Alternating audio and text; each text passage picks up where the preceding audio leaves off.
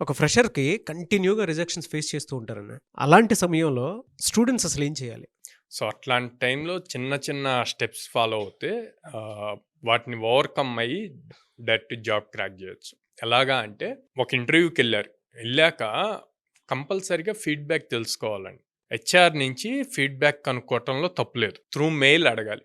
So, నేను so and so ఇట్లాగా పలానా రోజు ఇంటర్వ్యూకి అటెండ్ అయ్యాను. సో, నా ప్రోగ్రెస్ ఏంటి? ఆర్ ఒకవేళ రిజెక్ట్ అయితే ఎందుకు రిజెక్ట్ అయిందో కొంచెం ఇన్ఫార్మ్ చేస్తే I will prepare well for my next interview. It will help me అని చెప్పి పొలైట్‌గా కన్విన్స్ చేసే పాయింట్‌లో రాస్తే గనక వాళ్ళు కంపల్సరీగా రిప్లై ఇస్తారు.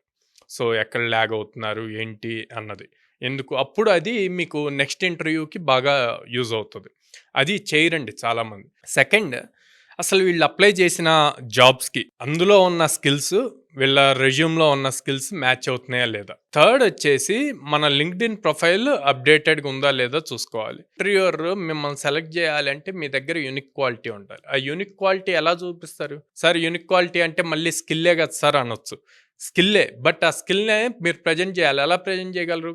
కొన్ని మినీ ప్రాజెక్ట్స్, మేజర్ ప్రాజెక్ట్స్ చేయాలి. వాటిని డిప్లాయ్ చేయాలి. డిప్లాయ్ చేసిన వాటిని మీరు రెజ్యూమ్‌లో, లింక్డ్ఇన్‌లో మెన్షన్ చేయాలి. గిట్‌హబ్‌లో పుష్ చేయాలి. సో, ఇలాంటి థింగ్స్ చేసుకుంటే గనక రెజ్యూమ్‌కి వెయిటేజ్ పెరుగుతది. అండ్ ఇయన్నిటితో పాటు ఇంటర్న్‌షిప్స్ గాని, ఫ్రీలాన్సింగ్ వర్క్ గాని చేయాలి. ఇంటర్వ్యూయర్‌కి స్ట్రాంగ్‌గా ఉంటది. ఓకే. తిను జస్ట్ స్కిల్ గాదు. దాన్ని ప్రాక్టికల్‌గా ఇంప్లిమెంట్ జేయటానికి గూడా చూసాడు.